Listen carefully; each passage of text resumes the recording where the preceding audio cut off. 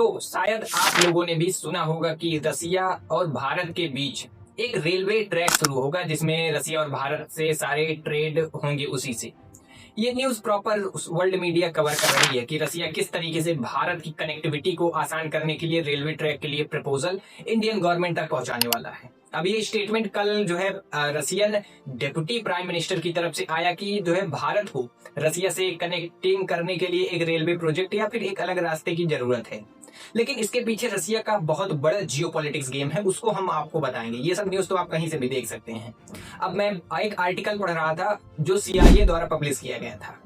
उसमें CIA ने किस तरीके से बताया था कि जो है रसिया किसी भी हालत में एक शॉर्ट रूट इंडियन ओशियन तक पाना चाहता है। अभी पीछे जो आर्टिकल दिख रहा है ये CIA द्वारा पब्लिश किया गया है। इसमें इंडियन ओशियन का जिक्र है कि किस तरीके से रसिया किसी भी कीमत पे इंडियन ओशियन का एक्सेस पाना चाहता है।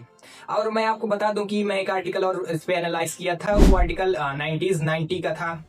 उसमें जो है ये बताया गया था कि रसिया का एक बड़ा प्लान है इंडियन ओशियन को लेके।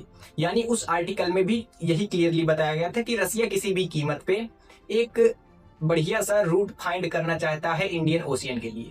अब जो अभी जिस प्रोजेक्ट पे रसिया बात कर रहा है ये जो है रूट किस साइड से जाएगा, तो इसमें रसिया ने ऐसा बताया है कि हम इसे ईरान और पाकिस्तान के होते हुए भारत से कनेक्ट करेंगे।